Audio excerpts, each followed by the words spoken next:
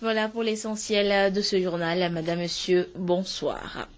Hier 15 août, le peuple congolais a célébré pour la 54e fois l'anniversaire de l'accession du pays à la souveraineté internationale.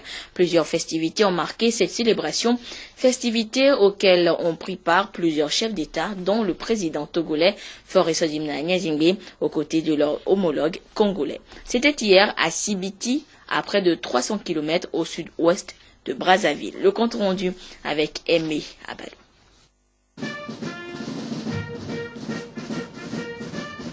Sibiti aux couleurs de l'indépendance du Congo. C'est cette ville située à 320 km au sud-ouest de Brazzaville qui a accueilli le 15 août les festivités qui marquent le 54e anniversaire de l'accession de ce pays à la souveraineté internationale. Invité d'honneur, Faure Gnassingbé du Togo, Catherine Samba Panza de la Centrafrique et Théodoro Obiang-Guéman de la Guinée équatoriale. Également présentes des délégations du Bénin, du Mali, du Burundi, du Tchad et de la Guinée-Conakry pour prendre part à l'imposant défilé militaire et civil, apothéose de cette célébration. Les festivités ont commencé avec l'arrivée du président Denis Sassou Nguesso, chef suprême des armées. Le défilé est placé sous le thème « La discipline, la morale et l'éthique pour une défense au service de la nation ». Les troupes ont défilé sous le commandement du colonel Léon Bangui, commandant de la zone militaire de défense numéro 2. La parade a mobilisé quelques 2000 éléments de la force publique, composés de la police, de la gendarmerie et des FAC, forces armées congolaises, réparties en une cinquantaine de carrés, y compris les paramilitaires.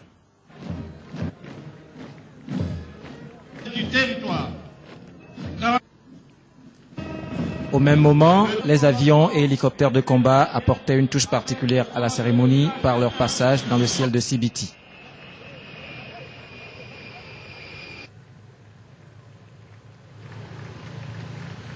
Passage des véhicules d'intervention et des véhicules anti-émeutes.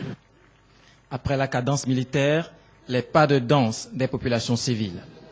Représentants des différents départements administratifs, associations, ONG, groupements de femmes, de jeunes, clubs sportifs et groupes folkloriques ont réaffirmé une fois encore dans un élan de solidarité leur fierté d'appartenir à une même nation. Les festivités se sont poursuivies avec un match de football au stade de Sibiti, rempli de supporters des Diables Noirs et des Aiglons Kara, et sous le regard admiratif des chefs d'État. Les Diables ont pris le dessus 2-0.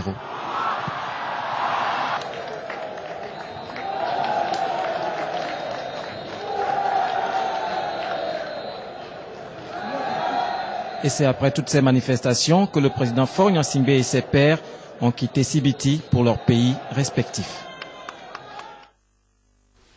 Rappelons que c'est jeudi après-midi que le président de la République, Faure Gnassingbé, a foulé le sol congolais à l'aéroport de Sibiti, accueilli à sa descente d'avion par son homologue Denis Sassou Nguesso. Et outre le protocole diplomatique, le président togolais a eu droit à un accueil typiquement congolais, démontrant de la richesse et de la diversité culturelle du pays. Suivez.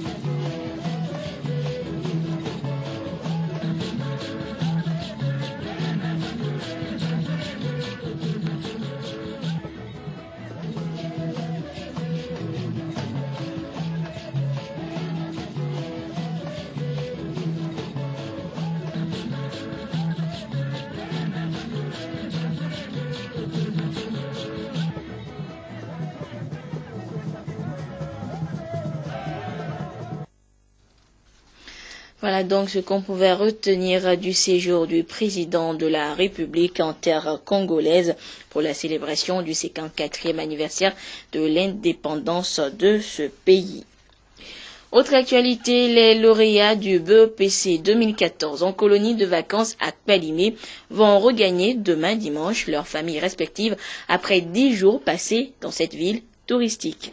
Il y a 11 meilleurs d'entre eux ayant eu une moyenne comprise entre 19 et 19,93 ont été primés par le gouvernement. Des récompenses remises par la ministre Victoire Toméga-Dogbé du développement à la base, entourée pour la circonstance de ses collègues de l'action sociale et de l'agriculture. Le compte rendu avec Essoham Théo.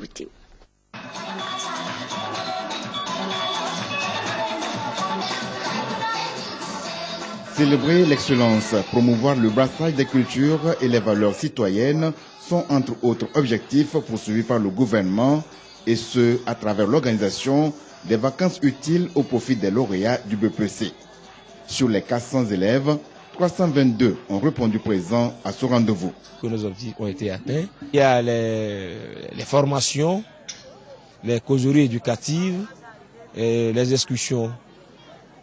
Donc, au niveau des formations, nous avons eu à initier les enfants à la fabrication de savons liquides, à la décoration des tapettes, décoration des salles. Au niveau des sorties, nous avons visité la cascade de Pimé, le barrage hydroélectrique de Pimé également. Les causeries débat, quant à elles, ont porté sur la jeunesse et santé mentale avec des communications sur les conduites addictives et les grossesses précoces, entre autres. L'initiative est à sa 5e édition spéciale pour 2 raisons. C'est une fille qui est sacrée première du Togo au BEPC avec une moyenne de 19,93. Elle est également première sur les éditions précédentes, ce qui réjouit la ministre de la Promotion de la Femme et relance ainsi le débat de l'égalité genre. C'est dire que la graine de l'excellence a germé. Mademoiselle Marcel Afi Avagnon et 10 autres lauréats présents sur les 17 au plan national, ayant une moyenne de 19 et plus, ont été primés après un séjour riche en activités. Je suis très émue et plus aimé l'excursion, la découverte de la ville. Ma moyenne 1993, j'ai reçu un ordinateur portatif et des fournitures scolaires. Nous partons avec de très bons souvenirs de cette colonie. Nous avons passé un très bon séjour ici. Parce que, premièrement, puisque j'aime manger, nous avons très bien mangé. Et puis, les excursions, les visites, les jeux, tout ce qu'on a pu apprendre ici nous a été très bénéfique. La culture de l'excellence fait partie de la vision du chef de l'État, dira la ministre du Développement à la base, de l'artisanat, de la jeunesse et de l'emploi des jeunes. Madame Victoire Toméga-Dogbé a mis en exergue les initiatives prises pour arriver à cette fin. Elle a également exhorté les estivants à faire de la diversité culturelle et ethnique un atout pour notre vivre ensemble. Parce que c'est une activité qui s'inscrit dans la politique de la promotion de la jeunesse et qui fait partie de la vision du chef de l'État, qui est de créer les conditions les meilleures pour l'épanouissement des jeunes Togolais, des jeunes Togolaises. Parce que c'est des jeunes qui sont venus de toutes les régions du Togo, Savane, Kara, Centrale, Plateau, Maritime, qui ne se connaissaient pas du tout. Et donc, c'est des jeunes qui apprennent à découvrir les autres, à les accepter et à faire des travaux, des activités ensemble. Les ministres de l'Action sociale, Dédé Aouefa, et de l'Agriculture, le colonel Rokura Agadazi, étaient de la partie. Ils ont prodigué d'utiles conseils à ces jeunes, appelés à briser les préjugés, la méfiance et à promouvoir la paix, l'amour et la connaissance de l'autre. Conseils bien reçus par ces lauréats qui souhaitent l'introduction de l'initiation à l'informatique et l'orientation professionnelle pour les prochaines éditions.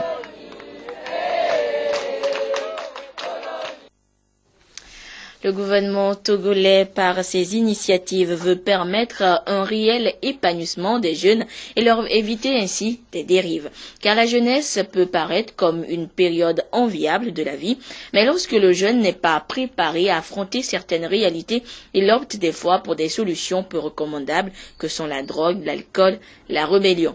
Des choix qui parfois ont des répercussions sur sa santé mentale, phénomène évoqué le 12 août dernier pour la Journée internationale de la jeunesse. Comment alors éviter les défiances de la jeunesse togolaise? La réponse dans ce dossier réalisé par Nancy Tiana est présentée par Medina Bacha Salami. Le tissu familial est en crise et l'éducation à la base de plus en plus en mal. Cela se fait sentir le plus souvent chez les jeunes. De nombreux changements qui se manifestent au cours de l'adolescence peuvent parfois s'avérer complexes et intimidants.